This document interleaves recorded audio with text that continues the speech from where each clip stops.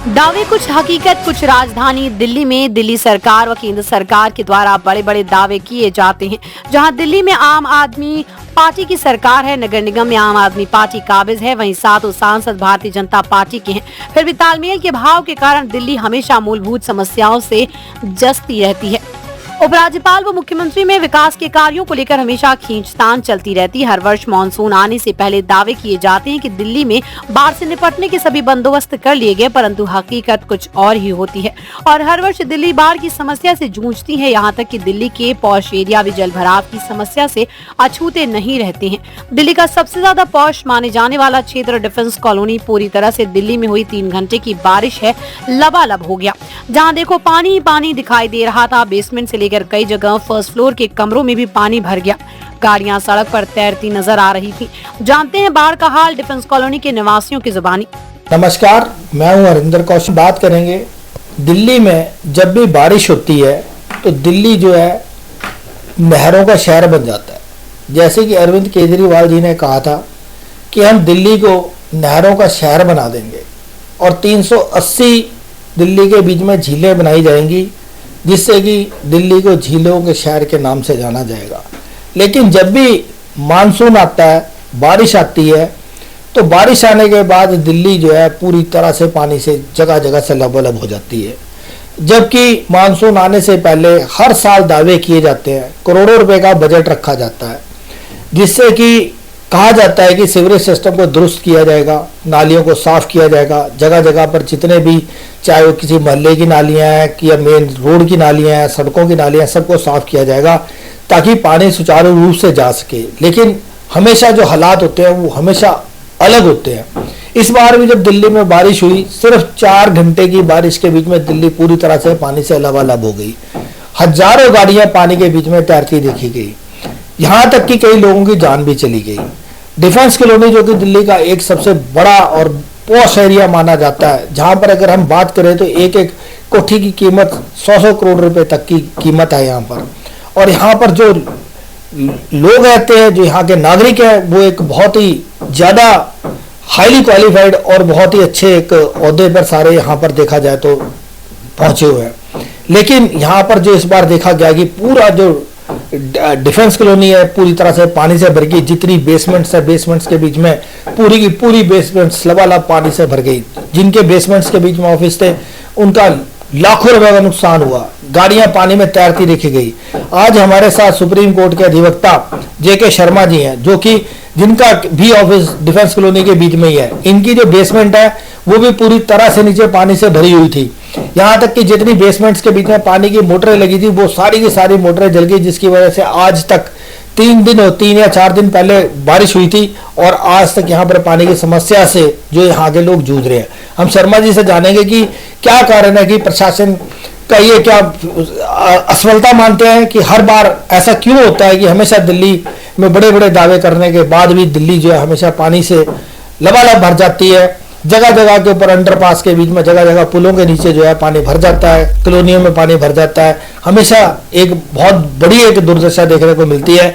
जबकि अभी इतनी बारिश नहीं है, अभी मानसून सिर पर है, अभी भी ऑरेंज अलर्ट दिया गया है। आने वाले 1-2 दिन के बीच में भारी बारिश बताई है, तो क्या दोबारा यही हाल होगा? नमस्कार शर्मा जी। नमस्कार सर, जैसे कि अभी आपने देखा कि इस बार जो बारिश हुई, बारिश से जो है आपका पूरा डिफेंस कॉलोनी जो पानी से लबालब भर गई, पूरी दिल्ली पानी से भरी हुई थी। लेकिन ये एरिया एक ऐसा एरिया है जिसके ऊपर की प्रशासन की हमेशा एक ज्यादा सुचारू रहता है इसके लिए और ज्यादा एक नजर बना के रखता है कि यहाँ पर कोई इस तरीके की समस्या है। फिर भी इस तरीके की समस्या क्या कहेंगे आप इस विषय में? देखिए कौशल जी, पहले बता, जो मेरा ऑफिस है ये फर्स्ट फ्लोर पे है। इसके बेसमेंट में भी एक ऑफिस है। जो कि यहाँ का दृश्य था वो मैं बता नहीं सकता। सड़क के ऊपर 3-3 फुट पानी था यहाँ पर। एक चीज। दूसरी चीज, ये बात आपने सही कि डिफेंस कॉलोनी क्यों इम्पोर्टेंट हो जाती है, क्यों ये महत्वपूर्ण हो जाती है। कारण इसका ये है, आप दिल्ली शहर के मैं क्योंकि मैं दिल्ली हाईकोर्ट में प्रैक्टिस करता हूँ तो मुझे इसमें पता है, दिल्ली शहर के बड़े से बड़े कोई ऐसा बड़ा एडवोकेट का यदि आप नाम लेंगे जिसकी जड़ डिफेंस कॉलोनी से हो, ज्यादातर अच्छे बड़े से बड़े एडवोकेट दिल्ली शहर के डिफेंस कॉलोनी में रहते हैं।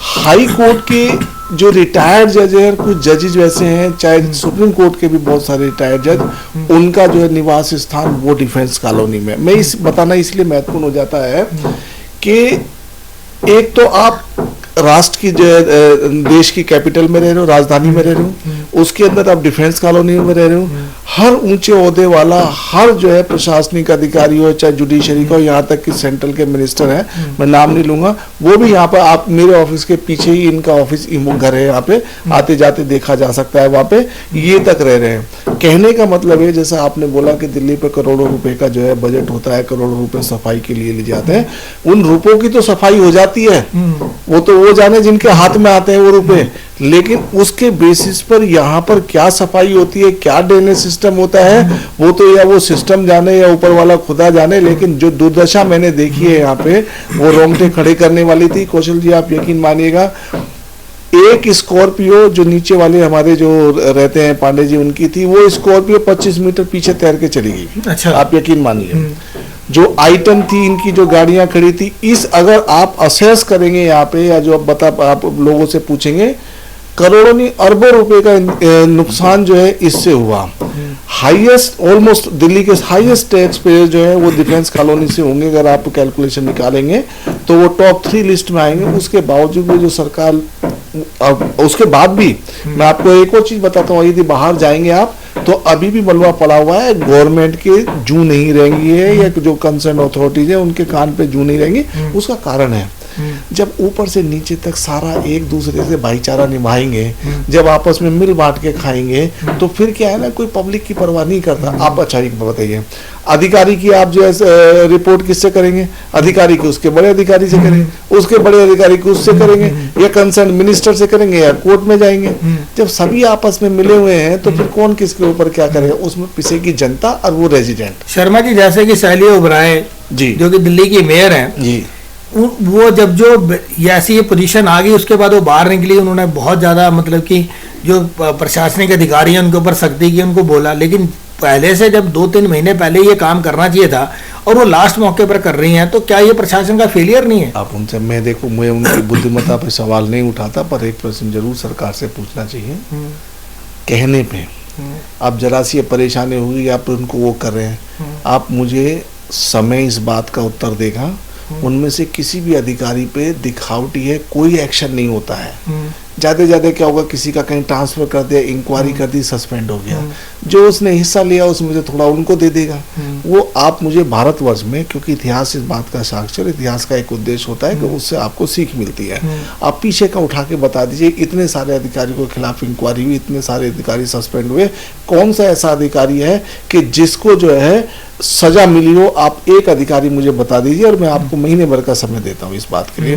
तो ये कर देना, ये आई वॉश होता है, ये जनता को धमकाने वाली चीज होती है। आप मुझे बताइए, आपको मेयर बनाया गया, सपोज, आपके क्या कर्तव्य है, क्या आपके अधिकार हैं, आपके अगर कर्तव्य हैं कि नहीं है कि आप सुचारू व्यवस्था चलाएं, या वो देखें अगर आपके वो हैं तो आप फेल हुए हैं उसके अंदर, और बुरी तरह से फेल हुए हैं। तो इस असफलता को सरकारी अधिकारियों पे दिखावटी गाज गिरा के नहीं जस्टिफाई किया जा सकता, उसका तर्कपूर्ण उत्तर नहीं दिया जा सकता। सर, जैसे कि दिल्ली के बीच में अगर हम बात करें, आम आदमी पार्टी की सरकार है जी दिल्ली के बीच में, और यदि हम बात करें तो 7 MP जो हैं वो भारतीय जनता पार्टी के हैं। भारतीय जनता पार्टी के जो सांसद हैं उनको भी दिल्ली की जनता ने वोट देकर जितवाया है। जितना कि अगर हम कहें दिल्ली सरकार का कारण, दिल्ली सरकार का जितना बनता है दिल्ली को सुरक्षित रखने का, दिल्ली को साफ सुथरा रखने का, दिल्ली में जैसे कि भी बाढ़ की स्थिति आई इसके ऊपर नियंत्रण रखने का, उतना जो सांसद है उनका भी बनता है।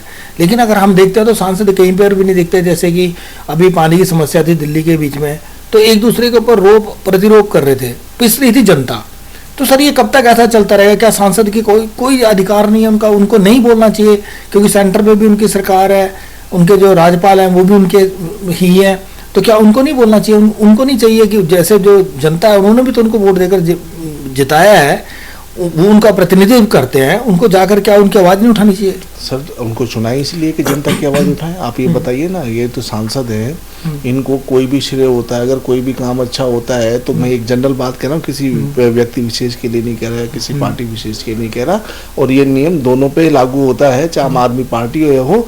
मेरे हिसाब से जब अव्यवस्था होती है तो चाहे वो लोकल बॉडी हो, चाहे वो केंद्र शासित राज्य की सरकार हो, जैसे दिल्ली सरकार है, चाहे केजरीवाल साहब की सरकार हो, चाहे सांसद हो, सारे बुरी तरह से फेल हुए हैं। और इनकी जो है विफलता, वो कहते हैं ना खिस्सानी बिल्ली खंबा नोचे, तो वो है। आप मुझे बताइए सांसद को किस लिए बनाया जाता है?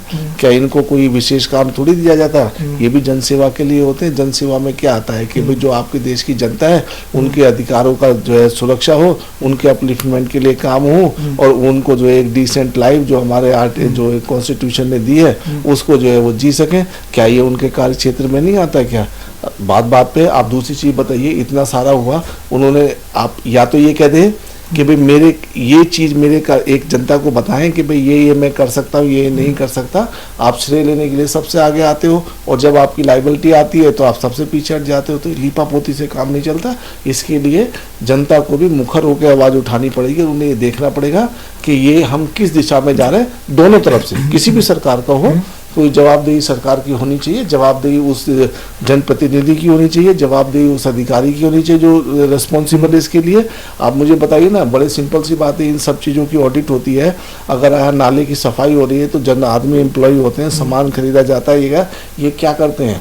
आप अगर ऑनेस्टली स्पीकिंग यदि इनकी ऑडिटिंग हो जाए तो हर आदमी, आपको ज़्यादातर आदमी चोर पाएगा। और ये अपने, मुझे तो मैं बड़े विश्वास के साथ कहता हूँ, ये कारण इसका नहीं है कि बारिश ज़्यादा हुई है, ये इसका कारण है कि आप इनकॉम्पिटेंट रहे। हर बार आप दिल्ली को इस बात से निश्चित कराते हैं कि आप जमुना जी की सफाई करेंगे, आप बाढ़ नहीं आने देंगे, आप सीवर सफाई करेंगे, और आपको पता होता है अगर आपको, और ये अब से नहीं चला पा रहा, ये दशकों से एक प्रक्रिया चली जा रही है। और अगर आपको इसके बाद भी अगर समझ में नहीं आती है तो फिर उसके लिए तो शर्मा जी, जैसे कि भी आपने देखा है, अयोध्या के बीच में राम पथ है, 1.5 किलोमीटर के बीच में 20 खड्डे हो जाते हैं जी। बिहार के बीच में अगर हम पूरे देश की बात करें तो 7 दिन के बीच में 5 पुल गिर जाते हैं। एयरपोर्ट जो है, दिल्ली एयरपोर्ट, राजकोट एयरपोर्ट, मध्य प्रदेश में एक एयरपोर्ट जिसकी छत गिर जाती है, पानी भर जाता है उसके बीच में। अयोध्या का जो मंदिर बना है, जिसके भी चंद दिन पहले प्रधानमंत्री जी ने जो रेलवे स्टेशन है उसका उद्घाटन किया था, उसकी दीवार गिर जाती है।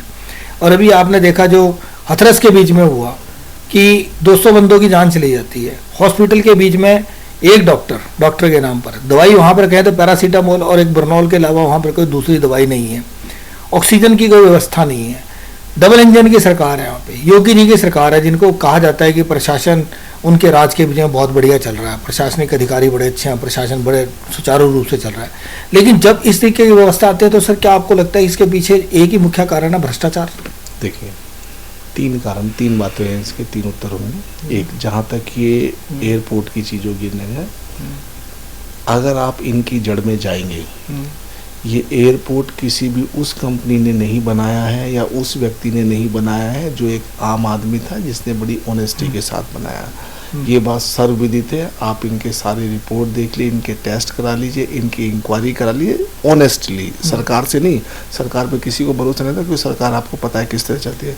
तो कोई भी कंपनी यदि उसको बनाती है, आप इसके मेंटेनेंस का होता है, इसका क्वालिटी कंट्रोल होता है, तो आप देखेंगे वो जब एक हिस्सा आप जो है अधिकारी को दोगे, कुछ हिस्सा सरकार को दोगे, कुछ MLA MP को दोगे, तो ऐसे ही लोग मरेंगे। राजीव गांधी जी ने कहा था कि 15 पैसे वो बस वो सिक्का घिस गया, जो उन्होंने बोला था कि भाई वो सिक्का जो है चलते चलते घिस जाता है। तो इस पैसे के घिसने की प्रक्रिया को रोकना होगा, वरना ऐसी अवस्था होगी। मुझे दूसरी चीज बताइए, क्योंकि मैं जुडिशरी का आदमी हूँ कि इन द सेंस कि भाई मैं एज ए एडवोकेट कोर्ट का ऑफिसर हूँ। आप मुझे एक चीज बता दीजिए, जब जरा सी भी कोई बात होती है तो कोई आप किसी एक बड़े जुडिशियल ऑफिसर के, किसी जज के खिलाफ जिससे कोई परेशानी हो जाती है तो वो फौरन सो मोटो एक्शन ले लेते हैं। क्या ये विषय वस्तु जो पुल गिर गया, ये इंक्वायरी का विषय वस्तु सुप्रीम कोर्ट या हाई कोर्ट का नहीं होना चाहिए? क्या किसी हॉस्पिटल के अंदर 200 आदमी मर जाते हैं, एक भगदड़ के अंदर मर जाते हैं, 200 लोगों की जान चली जाती है।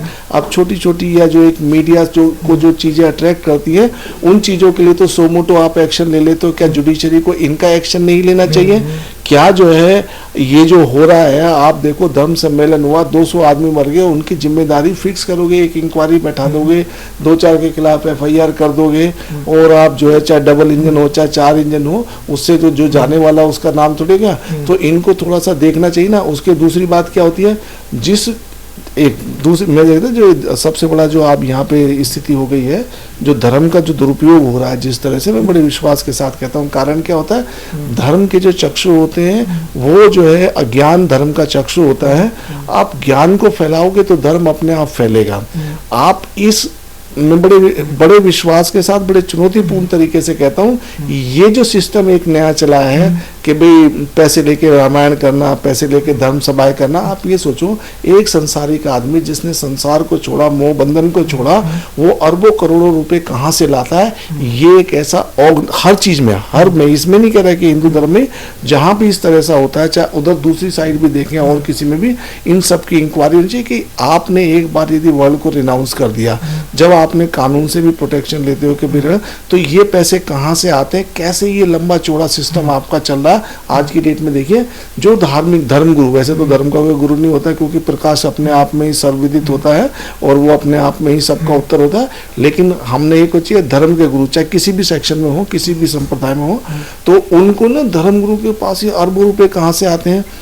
दूसरी चीज आपने देखा होगा, सबसे घातक चीज क्या होती है कि हर आदमी, चाहे कोई पॉलिटिकल लीडर हो चाहे बड़ा अधिकारी हो, धर्म गुरुओं की शरण में बैठ जाता है। वो जो लोग यहाँ पे जाते हैं, कानून ये कहता है मेरे हिसाब से, क्योंकि शपथ आपने कानून की ली है, धर्म की नहीं ली, आपका कानून धर्म ही आपका जो है कानून ही आपका धर्म है, और आप अगर जो भी वो जाते हैं उनके खिलाफ सारे सख्त एक्शन होने चाहिए। तो ये सारी मिली भगत होती है।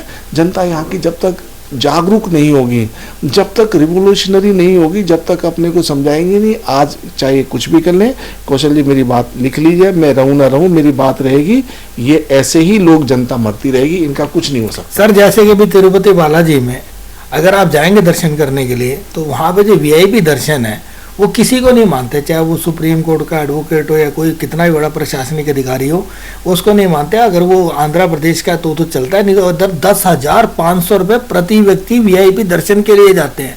उसके बाद भी 3 घंटे लाइन में लगना पड़ता है। और जो चेहरे वैसे जाते हैं दर्शन करने के लिए, जैसे हमारे जैसे गरीब लोग हैं जिन पे 10,500 रुपये नहीं है, वो 3-3, 4-4 दिन तक लाइन में लगे रहते हैं। तो सर ये कहाँ तक उचित है कि 10,500 रुपये लिए जाए? क्यों ऐसी व्यवस्था नहीं की जा सकती कि जो वहाँ पे तुरंत दर्शन हो? देखिए, ये उन जो लोग हैं, आजकल धर्म क्या हो गया है, मैं आपको 2 चीज बताता हूँ। ज्ञान एक आत्मज्ञान होता है जिससे परमत्व की प्राप्ति होती है, एक छाया ज्ञान होता है जो दूसरे के पीछे लकीर के फकीर होते हैं। तो ये जितना भी, मैं एक के नहीं कह रहा, आप मुझे एक बताइए, जो पैसे से अगर भगवान मिलते हैं तो सब पैसा एक व्यवस्था है, और भगवान मिलना एक प्राकृतिक है, वो प्रेम है, वो एक प्राकृतिक प्रेम है। तो प्राकृति और व्यवस्था दोनों में अंतर होता है। आप मुझे बताइए, पहले 2000 के नोट चढ़ते थे जिनसे भगवान मिल जाते थे, मोदी जी ने 2000 की जगह 500 के नोट चला दिए, तो क्या भगवान को पता पड़ गया कि भाई 2000 के नोट नहीं, 500 के आगे अब मैं 500 से दर्शन लूंगा तो मैं 500 से मिलूंगा? तो इन कागजों की भगवान को कोई लेना देना नहीं है, ये आपकी व्यवस्था का पार्ट है। जब नोट नहीं थे, जब ये नहीं थे, तो उनमें जब क्या भगवान के दर्शन नहीं होते थे? आपको इसका मर्म जानना पड़ेगा, इसकी गहराई में उतरना पड़ेगा, आपको ज्ञान वर्धन करना पड़ेगा। ये था कि जिससे जो है लोगों की सेवा भाव है, वही असली धर्म है। जितने भी लोग जा रहे हैं, मैं तो कभी गया नहीं, हाँ हालांकि मैं चुनौतीपूर्ण कह सकता हूँ कि मुझे जितनी की धर्म की पुस्तकों के माध्यम से, अपने चिंतन मनन के माध्यम से कह रहा हूँ, वो सारे, मैं ये नहीं कहता था श्रद्धा नहीं है, वो ढोंग और दिखावा ज्यादा है, क्योंकि ये अर्थ के साथ धर्म को जोड़ना मुझे नहीं समझ में आता। तो वो जो है वो लोग उसका उत्तर दे सकते हैं, पर वो ये तो मैं जरूर बता सकता हूँ कि उससे प्रभु के दर्शन नहीं हो सकते। प्रभु के लिए तो आपको आत्मज्ञान और जो है कहते हैं ना कि भाई प्राणी अपने प्रभु से पूछे किस विध पाऊं मोह तोए, और प्रभु कहे तू मन को पाले पा जाएगा मोह। तो आत्मज्ञान, अपने मन को, आत्म प्रकाश को आपको पाना पड़ेगा, जब भी आप ज्ञान पा सकते हैं और जब भी आप जो है प्रभु की प्राप्ति कर सकते हैं। वो नहीं, आप ये बताइए जो तिरुपति बालाजी नहीं गया क्या उसको जो है वो नहीं होगी प्राप्ति? नहीं होगी, उसको भी होगी। और मैं ये नहीं कहता कि वहाँ जाना चाहिए, लेकिन ये जो व्यवस्था, जो ये चाटुकारों ने ये जो एक व्यवस्था, वर्ग व्यवस्था या जो भी आप समझ लें, ये व्यवस्था है, ये धर्म के लिए भी घातक है और औरों के लिए भी घातक है। अभी हमें शर्मा जी ने बताया कि जो क्या कारण है कि हर बार जब बारिश होती है दिल्ली क्यों हमेशा बाढ़ की स्थिति यहाँ बन जाती है, गाड़ियाँ डूब जाती हैं, बड़े जो बेसमेंट्स के बीच में ऑफिस हैं उनमें बड़ा नुकसान होता है, बाज़ारों में बहुत नुकसान होता है, कई दुकानों में पानी घुस जाता है, लेकिन प्रशासन हमेशा से जो है आंखें मूंद कर बैठा रहता है। जब स्थिति आ जाती है, जब बाढ़ आ जाती है तो वहाँ पर जाकर पंप लगाए जाते हैं, और उस समय भी देखा जाता है कि जैसे इस बार 639 पंप काम ही नहीं कर रहे थे। तो क्यों नहीं पंपों को पहले चेक किया जाता, क्यों नहीं व्यवस्था को पूरी तरह से चेक किया जाता, जिससे कि बाढ़ आने से पहले ही सारे जो प्रिकॉशनरी मेजर्स हैं, जो भी काम है वो कर लिए जाएं, जिससे कि लोगों को बाढ़ की स्थिति से ना जूझना पड़े, अपनी जान ना गंवानी पड़े। विनोद गुप्ता जी, जैसे कि दिल्ली के बीच में बारिश हुई, अभी 3-4 दिन पहले की बात है, और कहते हैं कि 88 साल में पहली बार इतनी बारिश हुई, 88 साल के रिकॉर्ड टूटे, लेकिन 3 घंटे की बारिश के बीच में दिल्ली की जो प्रशासन व्यवस्था है उसके सारे पोल खुल गए।